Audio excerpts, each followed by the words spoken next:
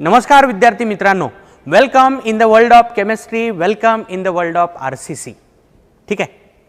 तर प्रीवियस क्लासमध्ये आपण गिब्स फ्री एनर्जी आणि ईएमएफ ऑफ सेल यांचं रिलेशन पाहिलं होतं. रिझल्ट मिळालेला होता delta G equals to minus N F E cell, delta G equals to minus N F E cell किंवा delta G naught equals to minus N F E not cell under standard conditions. ठीक आहे.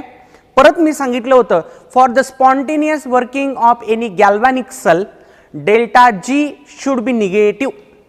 तो thermodynamics टॉपिकचा concept आहे, सध्याला तुम्हाला लक्षात ठेवायचं आहे. डेल्टा जी कसा असावा लागतो? निगेटिव्हच असावा लागतो. डेल्टा जी नॉट पण निगेटिव्ह असावा लागतो, कारण डेल्टा जी नॉट हा डेल्टा जीचा एक प्रकारच आहे ना. ई सेल कंपल्सरी पॉझिटिव्ह असावा लागतो, तरच एखादी गॅल्व्हॅनिक सेल स्पॉन्टेनियसली वर्क करत असते. ठीक आहे. परत आपण इलेक्ट्रिकल वर्कचा एक फॉर्म्युला पाहिलेला, electrical work equals to n F E cell, n F E cell. ठीक आहे. ओके. त्याचे न्यूमरिकल्स देखील आपण सॉल्व केले होते. What is F? Faraday's constant 96,500 coulomb. पण न्यूमरिकल प्रॉब्लेम मध्ये डेल्टा जी ची व्हॅल्यू टाकत असताना किंवा मिळत असताना जूल मध्ये मिळत असते किंवा जूल मध्ये सबस्टिट्यूट करायची असते. इन केस जर क्वेश्चन मध्ये किलो जूल मधली व्हॅल्यू दिली, पहिलं काम करावं लागतं त्याला जूल मध्ये कन्वर्ट करण्याचं. ते एक दोन क्वेश्चन मध्ये मी क्लिअर केलं होतं. ठीक आहे. चला पुढे जायचंय. आज equilibrium in galvanic cell. Galvanic cell मधलं इक्विलिब्रियम म्हणजे नेमकं काय? ओके. हा पॉइंट समजण्यासाठी परत एकदा आपण जी डॅनियल सेल पाहिली होती एकदम सुरुवातीला टॉपिकच्या, त्याचा मी स्केच तयार करतोय. रफ स्केच म्हणा थोडक्यात.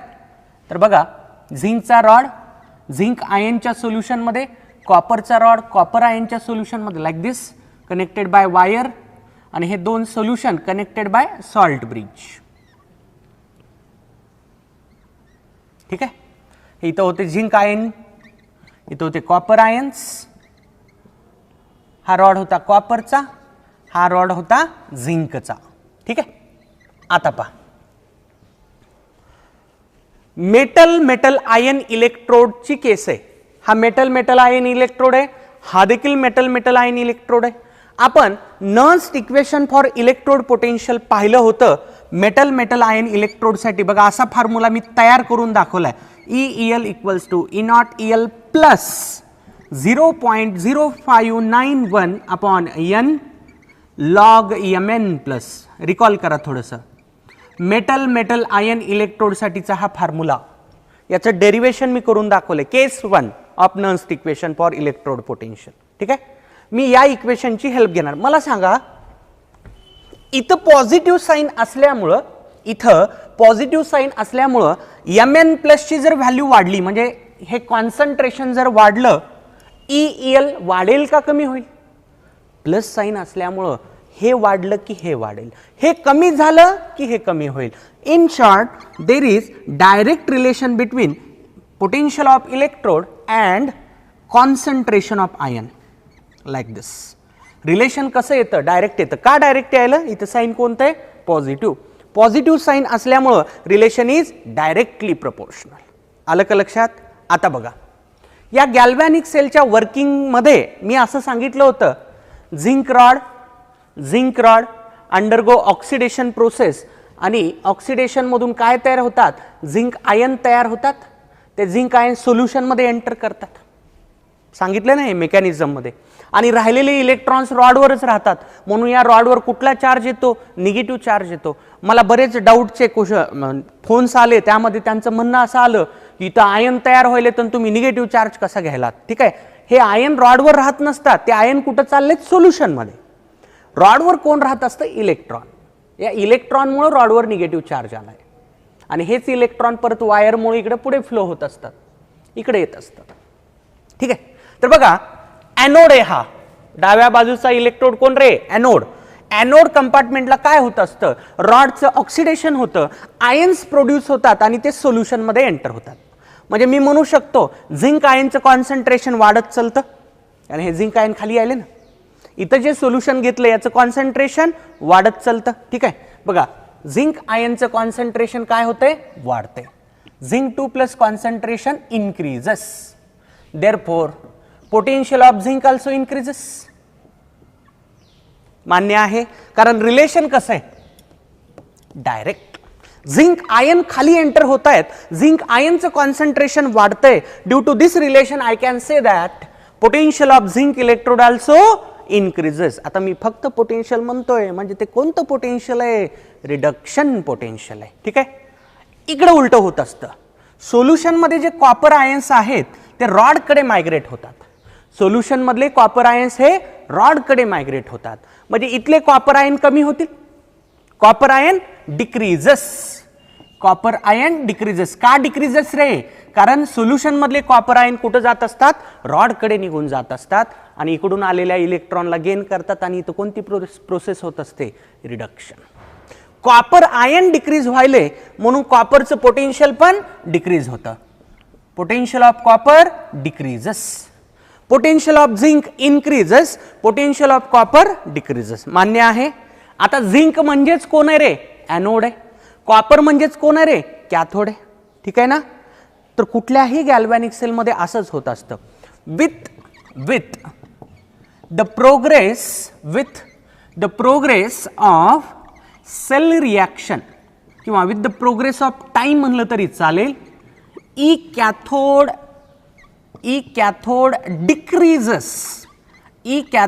डिक्रीजेस. बघा ना, कॉपर काय होतोय म्हणतोय मी, डिक्रीजेस. अँड ई एनोड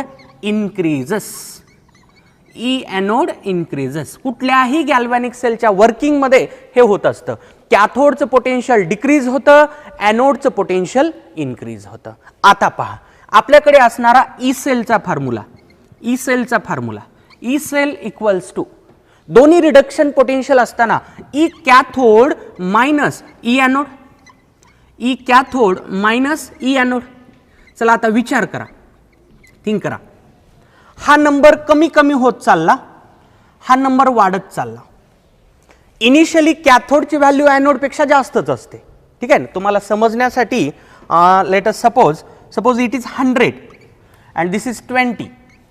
आता ही 100 ची व्हॅल्यू कमी कमी होत चालली, कमी व्हायली, आणि हे 20 वाढत चाललं. मला सांगा, एक अशी स्टेज येईल जिथं हे दोन्ही इक्वल होतील.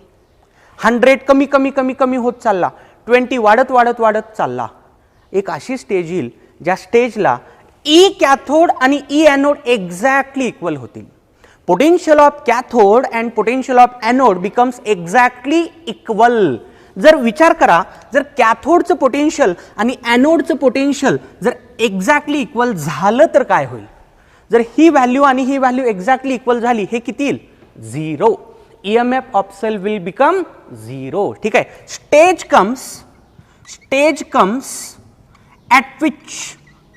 comes at which E cathode equals to E anode.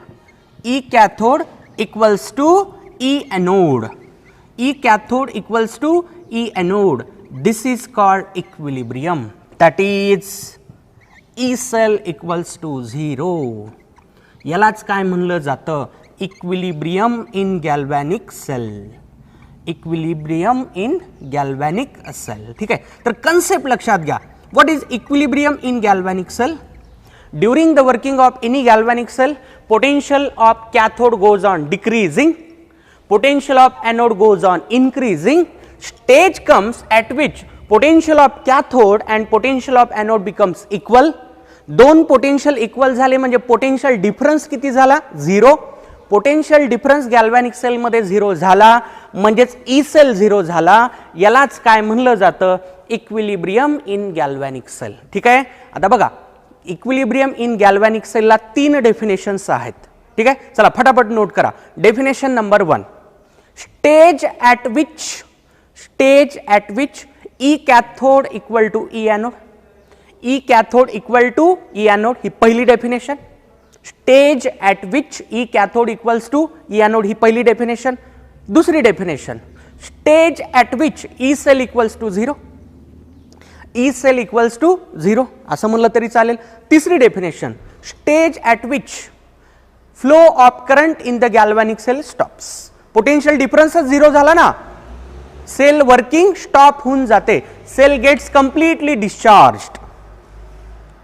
करंटचा फ्लो थांबतो. सेल कम्प्लिटली काय होते? डिस्चार्ज होते. बघा 3 डेफिनेशन सांगितल्या. First one, E cathode equal to E anode. Second definition E cell equals to 0.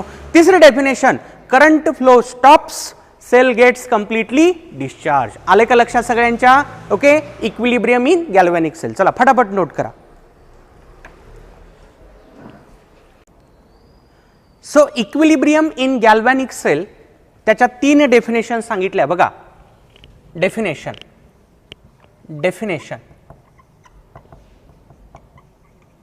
ठीक आहे.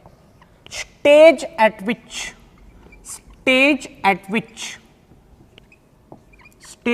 which number 1 E cathode equals to E anode. कॅथोडचं पोटेन्शियल आणि एनोडचं पोटेन्शियल एक्झॅक्टली इक्वल होणे, याला तुम्ही म्हणू शकता इक्विलिब्रियम इन गॅल्व्हॅनिक सेल. कॅथोडचं पोटेन्शियल आणि एनोडचं पोटेन्शियल इक्वल झाल्यामुळं E cell equals to 0. E cell equals to 0. E cell equals to 0 हे एक. तिसरं करंट फ्लो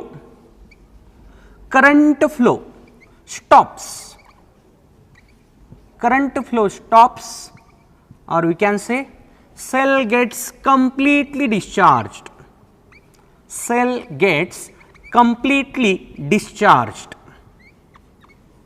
तर अशा बऱ्याच डेफिनेशन्स आहेत. ठीक आहे. या सगळ्यांचे मीनिंग सेम निघतात. आलं का लक्षात? कॅथोड एनोडचे पोटेन्शियल सेम होणे, EMF 0 होणे, पोटेन्शियल डिफरन्स गायब होणे, करंटचा फ्लो स्टॉप होणे किंवा सेल कम्प्लिटली डिस्चार्ज होणे. हे इक्विलिब्रियम तुम्ही ऑब्झर्व केले. आपल्या घरी देखील बघतो आपण. आपल्या घड्याळाचा जो सेल असतो, वॉल वॉचचा सेल, एव्हरीडे सेल बघितला ना सगळ्यांनी.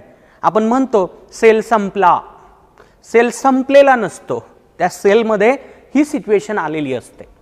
कॅथोड आणि एनोडचे पोटेन्शियल इक्वल झाल्यामुळं पोटेन्शियल डिफरन्स 0 झालेला असतो. त्यालाच तुम्ही इक्विलिब्रियम म्हणू शकता. एखादा सेल काम करत नाही याचा अर्थ काय झालाय?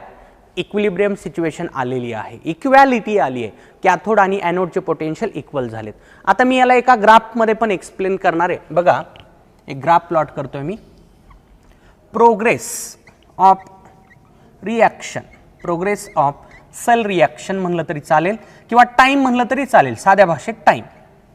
प्रोग्रेस ऑफ सेल रिॲक्शन घेतलं वाय ॲक्सिसला आणि एक्स ॲक्सिसला घेतो potential of electrode.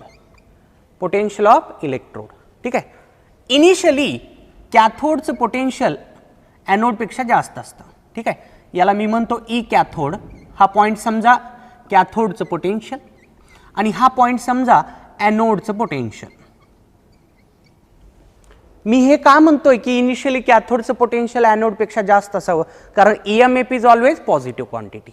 EMF always कशी क्वांटिटी असते? पॉझिटिव्ह क्वांटिटी असते. म्हणजे कॅथोड एनोडपेक्षा मोठाच असावा लागतो, त्याशिवाय ते उत्तर पॉझिटिव्ह येणारच नाही. कारण आपण कसं करत असतो? कॅथोड मायनस एनोड, दोन्ही रिडक्शन पोटेन्शियल. फक्त पोटेन्शियल म्हणलं की कोणतं पोटेन्शियल रे? Reduction potential. आपण म्हणलं मगाशी E cathode goes on decreasing, हे डिक्रीज होत चालतं.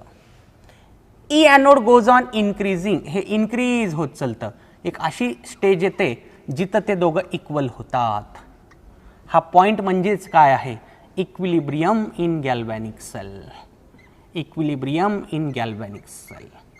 आलं का रे लक्षात? ग्राफ लक्षात येतोय बघा. कॅथोडचं पोटेन्शियल डिक्रीज होत जातं, एनोडचं पोटेन्शियल इन्क्रीज होत जातं. एक अशी सिच्युएशन येते जिथं ते दोघं इक्वल झाले. या पॉइंटला कॅथोडचं पोटेन्शियल आणि एनोडचं पोटेन्शियल एक्झॅक्टली सेम झालं. म्हणजे ई सेल किती झालं? या पॉइंटचा ई सेल किती असेल? 0. या पॉइंटला ई सेल किती होऊन जाईल? 0. It is equilibrium in galvanic cell. Okay, चला फटाफट नोट करा.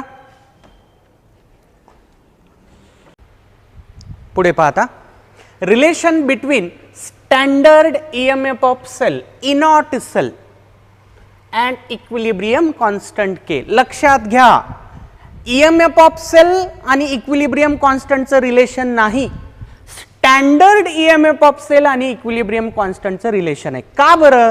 कारण आपण इक्विलिब्रियम कॉन्स्टंट हा कन्सेप्ट इक्विलिब्रियमलाच स्टडी करत असतो आणि इक्विलिब्रियमला ई सेल किती असतो? EMF ऑफ सेल किती असतो? 0 असतो. ई सेल 0 असतो, इनॉट सेल 0 नसतो. इक्विलिब्रियम सिच्युएशनला इनॉट सेल 0 नसतो. त्यामुळं इक्विलिब्रियम कॉन्स्टंट केचं रिलेशन याच्याबरोबर होऊच शकत नाही, कारण हे तर झिरोच आहे ना. इक्विलिब्रियम कॉन्स्टंट केचं रिलेशन कोणाबरोबर आहे? ई नॉट सेल बरोबर आहे. What is E not cell? Standard EMF of cell. Standard EMF of cell आणि इक्विलिब्रियम कॉन्स्टंट या दोघांमध्ये एक रिलेशन आहे, ते आपल्याला स्टडी करायचंय. तर मी ते रिलेशन प्रूव्ह करून दाखवतोय. बघा, I am going to prove that relation. Nernst equation, EMF of cell साठीचं नर्स्ट इक्वेशन कसं लिहितो आपण? E cell equals to E not cell minus 0.0591 upon N log Q. हे 25 डिग्री सेल्सिअस साठी आपल्या सिलेबसमध्ये हेच इक्वेशन आहे. ठीक आहे, टेम्परेचर 25 डिग्री सेल्सिअस किंवा 298 केल्विनच दिलेलं असतं. ठीक आहे, आता बघा, ॲट इक्विलिब्रियम आत्ताच पाहिलं होतं आपण. At equilibrium what is the value of E cell? 0. E cell 0 असतं, ई नॉट सेल 0 नसतो, कारण ई नॉट सेल हा कॉन्स्टंट टर्म आहे, कारण तो एका पर्टिक्युलर सिच्युएशनचा आहे. What is that situation? Standard situation. 298 kelvin, 1 bar 1 molar. ठीक आहे, ई सेल किती? 0 इक्विलिब्रियमला. And Q equals to K. Reaction quotient म्हणजेच इक्विलिब्रियम कॉन्स्टंट असतो. कधी? इक्विलिब्रियम सिच्युएशनला. हा परत कन्सेप्ट तुम्हाला केमिकल इक्विलिब्रियम टॉपिकमध्ये होणार आहे. क्यू कसा काढत असतो आपण? Product concentration divided by reactant concentration. K देखील तसाच काढायचा असतो, product divided by reactant concentrations. मग या दोन्हीमध्ये फरक काय असतो? क्यू हा टर्म कुठल्याही सिच्युएशनला आपल्याला यूज करता येतो. म्हणजे सेलची रिॲक्शन सुरू झाली आहे, मध्ये एखाद्या टाइमला किंवा शेवटी क्यू कधी तुम्ही वापरू शकता. पण के इक्विलिब्रियम कॉन्स्टंट हा टर्म कधी वापरायचा असतो? Only when equilibrium is established. Equilibrium सिच्युएशनचा क्यू म्हणजे के. साध्या भाषेत इक्विलिब्रियम सिच्युएशनचा क्यू म्हणजेच काय? K. At equilibrium Q equal to K. Therefore 0 equals to, या दोन्ही व्हॅल्यू मी इथं सबस्टिट्यूट करतोय. या दोन्ही value 0 equals to E not cell minus 0.0591 upon N log क्यूच्या ऐवजी मी टाकू शकतो लॉग के. लॉग क्यूच्या ऐवजी लॉग के. देअरफोर याला इकडं आणा, minus E not cell equals to minus 0.0591 upon N log K. Minus minus can be cancelled. बघा, दोन्ही बाजूला निगेटिव्ह साइन आहे, ते कॅन्सल करूयात. काय राहतं बघा, E not cell equals to 0.0591 upon N log के.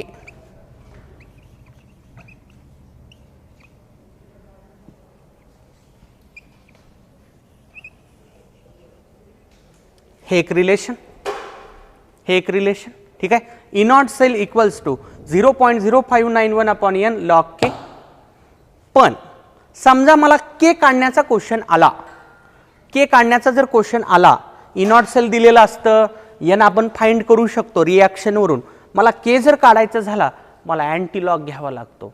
इथं लॉगचीच बोंबाबोंब आहे सगळी. अँटी लॉग कुठून काढून कसा काढू, लगेच आपल्या मनामध्ये डाऊट अराईज होईल. म्हणून मी काय करणार आहे, तुम्हाला एक असा फॉर्म्युला तयार करून दाखवणार आहे ज्याच्यात लॉगची पण गरज नाही आणि अँटी लॉगची पण गरज नाही. ठीक आहे, बघा आता मी लिहिणार आहे काय. याला मी थोडंसं एक्सटेंड करतोय. बघा, हा एन टर्म तिकडे नेला, मी असं लिहू शकतो. Therefore n E not cell, या एनला तिकडं क्रॉस मल्टिप्लाय करा, अपॉन 0.0591 लॉग के. आता यालाच फक्त मी उलट करून लिहितोय. Log K equals to n E not cell divided by 0.0591. आता हा जो एलओजी असतो याचा बेस इथं पायाजवळ 10 असतं. हे आपण लिहित नसतो पण असतं ते बाय डिफॉल्ट. याला म्हणायचं असतं कॉमन लॉग. आणि हा जो एलएन एक दुसरा लॉग असतो, हे पण पाहत असाल तुम्ही फिजिक्समध्ये, याच्या पायाजवळ ई असतं. ठीक आहे, हे लिहिण्याची गरज नसते, बाय डिफॉल्ट असतं. एलओजी लिहिलं की त्याच्या पायाजवळ 10 असतं आणि ई लिहिल्यानंतर एलएन लिहिल्यानंतर त्याच्या पायाजवळ काय असतं? ई असतं. हे बेस म्हणायचं याला, बेस. ठीक आहे. आता लॉगची एक प्रॉपर्टी आहे, त्याचा मी वापर करणार आहे. Log to the base A of x equals to y. What this implies? a raised to power y equals to x. ठीक आहे, ही एक लॉगची प्रॉपर्टी आहे. Log to the base a of x जर y असेल याचा अर्थ असतो a चा पॉवर y किती x. आता ही लॉगची प्रॉपर्टी मी वापरतोय आपल्या या केसमध्ये. आपल्या केसमध्ये कंपेअर करा, a कोण आहे 10, a कोण आहे 10, x कोण आहे k आणि y कोण आहे ही उजवी बाजू. Therefore I can say 10 raise to power y काय झालं रे, हे बघ याला कंपेअर कर दोन्हीला. ठीक आहे, 10 raise to power n E not cell divided by 0.0591 equals to K. तुम्हाला असं लक्षात येणार नाही, वाटलं तर मी कंपॅरिझनच करून दाखवतो. बघा या दोघांना कंपेअर करू आपण. Therefore a equals to 10, a 10 झाला, x इक्वल टू k आणि y काय झाला रे, ही उजवी बाजू n E not cell divided by 0.0591. Therefore हे दोन कंपेअर केल्यानंतर असं मिळतं comparison. a raise to power y equal to x. What is a? 10 raise to power y 10. मी लिहित असताना असं उलट लिहितो हा. x इक्वल टू x काय आपला k equals to a raise to power y. What is a here? a is 10. What is y here? n E not cell divided by 0.0591. तर हा तो फॉर्म्युला आहे जिथं लॉग टेबलची गरजच नाही. ठीक आहे, n ई नॉट सेल आहे हा, n ई नॉट सेल. ठीक आहे, आता बघा इथं मला जर k काढण्याचा न्यूमरिकल विचारला, इक्विलिब्रियम कॉन्स्टंट फाइंड करण्याचा न्यूमरिकल आला, लॉग टेबलची गरजच नाही. बघ कुठं लॉग दिसते का तुला? या 10च्या पॉवर मध्ये काय काय दिसते तुला? n म्हणजे नंबर ऑफ इलेक्ट्रॉन्स, काढतो आपण रिएक्शन वरून ते. E not cell standard EMF of cell आणि हे 0.059 चं डिव्हिजन या पॉवरलाच. ठीक आहे, तर तू हा फॉर्म्युला एमसीक्यू साठी वापरायचा. तू फॉर्म्युला एमसीक्यू साठी हा वापरल्यानंतर तुला अडचण खूप जास्त जाईल. बेसिकली हे रिलेशन करेक्टच आहे, नो प्रॉब्लेम. पण मी काय म्हणतोय, आपल्याला जर के काढण्याचा न्यूमरिकल आला, ई नॉट सेल काढण्याचा आला तर नो प्रॉब्लेम, हा फॉर्म्युला वापरायला काही हरकत नाही. पण आपल्याला जर के काढण्याचा न्यूमरिकल आला, हा फॉर्म्युला वापरत असताना अँटी लॉगॅरिथम येत असतं. पण आपल्याला तर नीट एक्झाममध्ये किंवा जेई एक्झाममध्ये लॉग टेबल तर प्रोव्हाइड केलेलाच नसतो. मग काय करू? हा फॉर्म्युला वापर. गो विथ दिस फॉर्म्युला. कारण याच्यात बघ कुठतरी लॉग दिसतोय का? हे बघ, तुला डेरिव्हेशन समजलं नाही ना, सोडून दे, नो प्रॉब्लेम. डेरिव्हेशन समजलं नसेल काहीच अडचण नाही, कारण आपल्याला काही डेरिव्हेशन विचारत नसतं कुणी. आपल्याला न्यूमरिकल प्रॉब्लेम सॉल्व्ह करायचे असतात. न्यूमरिकल प्रॉब्लेम सॉल्व्ह करताना या बोर्डवर लिहिल्यापैकी कामाचं काय काय आहे? एक हा फॉर्म्युला लक्षात ठेव, हा एक फॉर्म्युला आणि दुसरा हा फॉर्म्युला. कमीत कमी हे दोन फॉर्म्युले लक्षात ठेव. Forget about the derivation. ठीक आहे, आणखी महत्वाची एक गोष्ट, इक्विलिब्रियम कॉन्स्टंट के चं रिलेशन हे ई सेल बरोबर नाही, कारण ई सेल किती असतो इक्विलिब्रियमला? 0 असतो. इक्विलिब्रियम कॉन्स्टंट के चं रिलेशन कोणाबरोबर आहे? मग ई नॉट सेल बरोबर आहे, जे रिलेशन लिहिलंय आपण इथं. ठीक आहे, चला फटाफट नोट करा आणि काळजी करू नका, डेरिव्हेशन जर समजलेलं नसेल फॉर्म्युले पाठ करा, हे दोन फॉर्म्युले. ठीक आहे, चला नोट करा.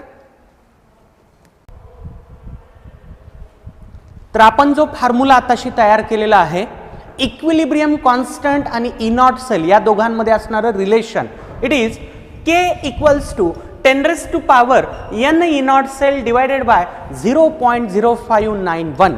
ठीक आहे, हा एक formula.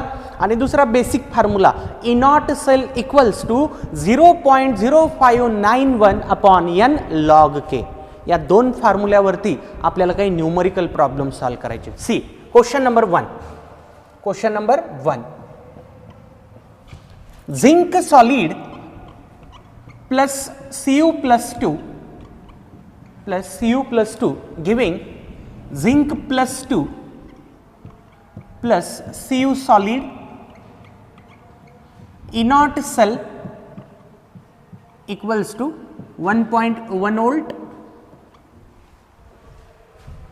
The value of the value of equilibrium constant, the value of equilibrium constant of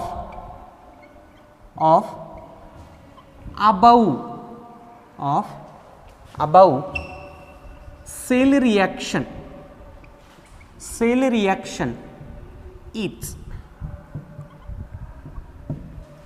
तर बघा एक रिॲक्शन दिली आहे, of course this will be net cell reaction, ठीक आहे, आणि आपण पाहिलेलीच रिॲक्शन आहे. This is net cell reaction occurring in Daniell cell, जी सुरुवातीला डॅनियल सेल स्टडी केली ना आपण, त्याची नेट रिॲक्शन आहे. इनॉट सेलची व्हॅल्यू दिली आपल्याला 1.1 व्होल्ट. म्हणलंय आपल्याला what is the value of equilibrium constant. Directly go with this formula. Equilibrium constant K equals to 10 raised to power n E0 cell divided by 0.0591. हा फॉर्म्युला आपल्याकडे असणार. बघा E0 सेल दिलाय आपल्याला, आपल्याला n ची व्हॅल्यू काढता आली पाहिजे. तुम्हाला मी बऱ्याच वेळेस सांगितलेलं आहे, एखाद्या सेल रिॲक्शन मध्ये किती इलेक्ट्रॉन्स आहेत हे कसं फाइंड करायचं. Either left hand side charge और राइट हँड साइड चार्ज, डाव्या बाजूचा चार्ज म्हणा किंवा उजव्या बाजूचा चार्ज म्हणा, provided that reaction is balanced. तर ही रिॲक्शन बॅलन्स्ड दिसते सगळ्यांना. डाव्या बाजूचा चार्ज घेतला, इथं तर 0 आहे, इथं +2 आहे, म्हणजे टोटल डाव्या बाजूचा चार्ज झाला 2 युनिट, 2 युनिट्स. उजव्या बाजूचा देखील चार्ज किती दिसतोय, 2 युनिट. एकतर डाव्या बाजूचा चार्ज किंवा उजव्या बाजूचा चार्ज किती येतोय, 2 येतोय. So number of electrons here are 2. So 10 raised to power 2 into E0 सेलची व्हॅल्यू बघा किती दिली, 1.1 डिवायडेड बाय 0.0591. ठीक आहे. आता याला आपल्याला सॉल्व करावं लागेल. K इक्वल्स टू, थोडंसं अप्रॉक्सिमेशन करतो मी, आणि हा भागाकार थोडासा इझी व्हावा. बघा 2 into 1.1 इज 2.2 डिवायडेड बाय, मी 0.0591 ला नर्स्ट इक्वेशन मध्ये देखील 0.06 घेतलं होतं, तेच इथं करतोय मी. ठीक आहे. So this K will be equal to 10 raised to power, वर 100 न मल्टिप्लाय करा, खाली 100 न मल्टिप्लाय करा, 10 raised to power 220/6, 220/6. So it will be 10 raised to power 6 3 is 18, 40 remaining आहे 36. ठीक आहे. 4 अगेन 0.6, हे असं होत आहे. 10 raised to power 36.66 like this. This will be your final answer. हे असणार आहे तुमचं फायनल आन्सर. लक्षात आलं का. फॉर्म्युला बेस्ड क्वेश्चन होता. K equals to 10 raised to power n E0 cell divided by 0.0591. चला फटाफट नोट करून घ्या. पहा पुढचा question. For the galvanic sale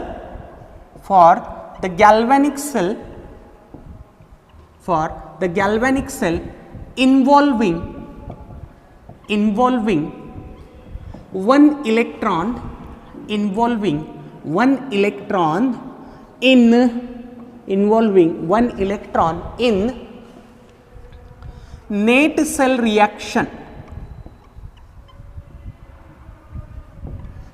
cell reaction, the standard EMF is 0.59 volt. 0.59 volt. Find the value of equilibrium constant. Equilibrium हा word मी short मध्ये लिहिलाय, allowed short form येते. ठीक आहे. चला पाहू आता काय काय दिलंय आणि काय फाइंड करायचंय. काय म्हणलं बघा. For the galvanic cell involving 1 electron, म्हणजे इलेक्ट्रॉनची संख्या दिली आहे, n इज गिवन 1. ठीक आहे. E0 सेल पण दिलाय आपल्याला. E0 cell equals to 0.59 volt, 0.59 volt E not cell दिला. ठीक आहे. काय काढायचं आहे आपल्याला? इक्विलिब्रियम कॉन्स्टंट के काढायचं आहे. इक्विलिब्रियम कॉन्स्टंट के काढायचं आहे. ठीक आहे. ओके, पाहता we have the formula K equals to 10⁻⁴ n E not cell divided by 0.0591 हा फॉर्म्युला आहे आपल्याकडे. ठीक आहे. Put the values. K equals to 10⁻⁴ 1 into E not cell 0.59 divided by 0.0591. बघा, एक्झामिनर तुम्हाला एक क्लू देत असतो, तो क्लू आपल्याला ओळखता आला पाहिजे. आता हे 59 आहे, त्यामुळे हे पुढचं 1 घेऊच नका ना, कॅल्क्युलेशन इझी होतील. 0.0591 घेतलं समजून जाईल. 0.59 डिवायडेड बाय 0.0591 घेण्याची गरज नाही ना, कारण कॅल्क्युलेशन इझी होतील ना. ओके. आता बघा, आपण जर हे डिव्हिजन आपण जर कन्सिडर केलं, हे आन्सर येतं 10⁻10. 10⁻10. बघा, हे बरोबर 10चं डिव्हिजन जात आहे. तू जर इथं 1 घेतला असतंस तर तू उगं खेळत बसला असता या क्वेश्चनमध्ये. मिनिंगलेस काम आहे ते. ठीक आहे ना. आणि असंही 4th डिजिट येतो आफ्टर डेसिमल, त्यामुळे इथं 1 न घेता आन्सर काय येतं 10⁻10. बघा किती इझी क्वेश्चन होता. 10 सेकंदाचा क्वेश्चन होता. Provided we know this formula. फक्त 10 क्वेश्चन. आणि आता बघा, मजेशीर गोष्ट सांगतोय. हा क्वेश्चन आहे नीट 2019चा, म्हणजे मागच्या वर्षी जी नीट झालेली आहे त्याच्यामध्ये हा क्वेश्चन आलाय. मला तेच सांगायचंय, न्यूमरिकल प्रॉब्लेम जे विचारले जातात, नीट एक्झाम असेल किंवा जेई एक्झाम असेल, ते एकदम इझी असतात. म्हणून एकदम अवघड क्वेश्चनची प्रॅक्टिस करत बसण्यात काहीच अर्थ नाही. That is meaningless work. ठीक आहे. आणि न्यूमरिकल प्रॉब्लेम टोटल फिजिकल केमिस्ट्रीचे 15 क्वेश्चन असतात. इनऑर्गॅनिकचे 15, ऑर्गॅनिकचे 15 आउट ऑफ 45. मी नीटबद्दल बोलतोय. ठीक आहे. तर 15 क्वेश्चनपैकी न्यूमरिकल प्रॉब्लेम हार्डली येतात 5 ते 6, ॲट द मोस्ट 7.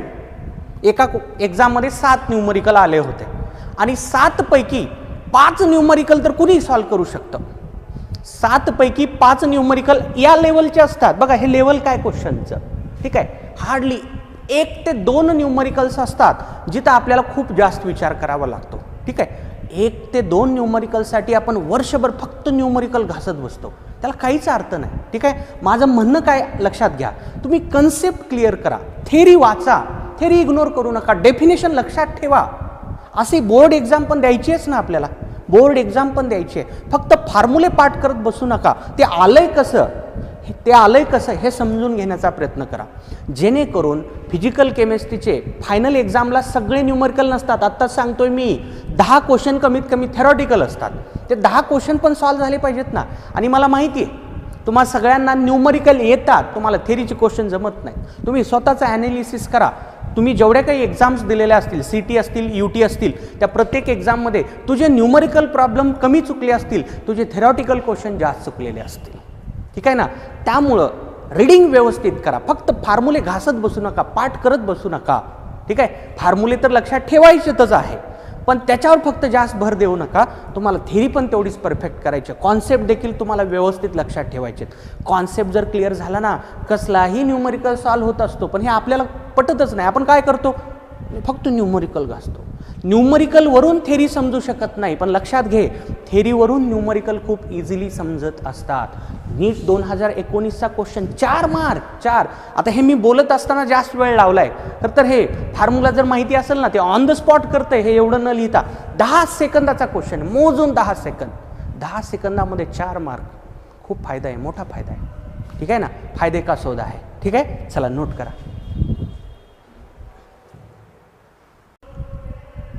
पुढचा question, this is very very important question. हा बऱ्याच एक्झाममध्ये आलेला क्वेश्चन आहे. ठीक आहे. थेरॉटिकल क्वेश्चन आहे. For a spontaneous reaction the delta G equilibrium constant K and E not cell will be respectively. Spontaneous cell रिॲक्शनसाठी डेल्टा जी ची व्हॅल्यू, इक्विलिब्रियम कॉन्स्टंट के ची व्हॅल्यू आणि ई नॉट सेलची व्हॅल्यू नेमकी कशी असेल, म्हणजे आपल्याला काही सॉल्व करायचं नाही याला, ठीक आहे. म्हणजे मला म्हणायचं थोडक्यात ते पॉझिटिव्ह असेल निगेटिव्ह असेल, पॉझिटिव्ह असेल तर त्याला काही बंधन असेल का, लाईक दॅट, ठीक आहे. बघा मी सॉल्व करून दाखवतोय, पण लक्षात घ्या this is very very important question, ठीक आहे. पहा, स्पॉन्टेनियस रिॲक्शन म्हणलं, स्पॉन्टेनियस रिॲक्शन म्हणल्यानंतर मी सांगितलंय तुम्हाला हे थर्मोडायनॅमिक्समध्ये बघायचं आहे आपल्याला. स्पॉन्टेनियस रिॲक्शनसाठी डेल्टा जी ऑलवेज कसा असतो, निगेटिव्ह असतो, दॅट इज लेस दॅन 0. ऑप्शनमध्ये असं पण असू शकतं किंवा निगेटिव्ह पण लिहिलेलं असू शकतं, लेस दॅन 0 निगेटिव्ह, ठीक आहे. हे लक्षात ठेवायचं आहे. थर्मोडायनॅमिक्स टॉपिक जेव्हा मी टीच करेन त्यामध्ये तुम्हाला एकदम डिटेलमध्ये मी प्रूव्ह करून दाखवेन की एखादी स्पॉन्टेनियस रिॲक्शनमध्ये डेल्टा जी निगेटिव्ह का असतो, ठीक आहे. सध्याला लक्षात ठेवा, ओके. आता ई नॉट सेल हे पाहिलेलं आहे आपण, कुठल्याही गॅल्व्हॅनिक सेलचा ईएमएफ हा पॉझिटिव्हच असावा लागतो, ठीक आहे. अरे बघा पोटेन्शियल डिफरन्स पॉझिटिव्हच असतो ना, पोटेन्शियल डिफरन्स निगेटिव्ह राहून कसं जमेल, ठीक आहे ना. ओव्हरऑल सेल बद्दल बोलतो मी. For any galvanic cell EMF compulsory positive असतो, कुठल्याही सिच्युएशनला ईएमएफ पॉझिटिव्हच असतो. इक्विलिब्रियम सिच्युएशनला आपण पाहिलं होतं ईएमएफ 0 होतो, ठीक आहे ना. पण वर्किंग म्हणलं ना, इक्विलिब्रियमला तर वर्किंग थांबलेली असते. During the working EMF is always positive, E not cell is always positive, याला काही अपवाद नाही. हे आपलं डिस्कशन ऑलरेडी झालेलं आहे इतकं. या क्वेश्चनमध्ये नवीनपणा आला याच्यामुळं, इक्विलिब्रियम कॉन्स्टंटमुळं. Positive that is greater than 0, positive that is greater than 0, ठीक आहे. आता पाहूत आपण इक्विलिब्रियम कॉन्स्टंट कसा असेल, ठीक आहे.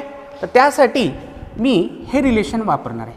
E not cell equals to 0.0591 upon n log k. हे पाहिलं ना आपण रिलेशन, हे पाहिलं आपण, okay. E not cell equals to 0.0591 upon n log k, ठीक आहे. आता बघा हे काय म्हणतोय मी, पॉझिटिव्ह. आता या उजव्या बाजूचं साईन बघा, हा तर नंबर पॉझिटिव्हच आहे. n ची व्हॅल्यू पण ऑलवेज कशी असते, पॉझिटिव्हच असते. कंपल्सरीली log k असेल, log k कसा असेल रे, पॉझिटिव्हच असेल ना. जे साईन डाव्या बाजूचं तेच उजव्या बाजूचं ना, इथं पॉझिटिव्ह आहे, इथं पण काय असेल, positive. Therefore I can say log k it is greater than 0. log k कसा असेल रे, ग्रेटर दॅन 0 म्हणजे पॉझिटिव्ह असेल. log k ग्रेटर दॅन 0 म्हणजे पॉझिटिव्ह असेल. आता k कसा असेल मग, ठीक आहे. लक्षात घ्या मी तुम्हाला लॉग सांगितला होता. 1 चा लॉग किती रे, समजा हा k1 असेल, log 1 किती असतो, log 1 किती असतो, 0. log 1 किती असतो, 0 असतो, ठीक आहे. 1 पेक्षा कुठलाही नंबर जर घेतला, log ऑफ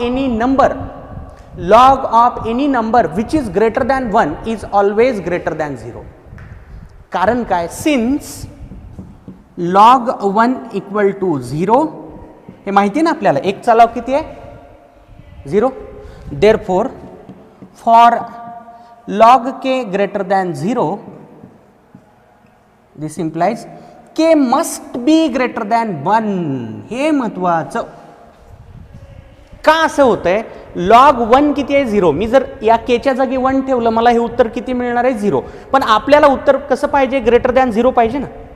का ग्रेटर दॅन 0 पाहिजे, इथून ई नॉट सेल पॉझिटिव्ह असतो, त्यामुळं log k पण कसा असला पाहिजे, पॉझिटिव्ह. कारण जे साईन डाव्या बाजूचं तेच उजव्या बाजूचं.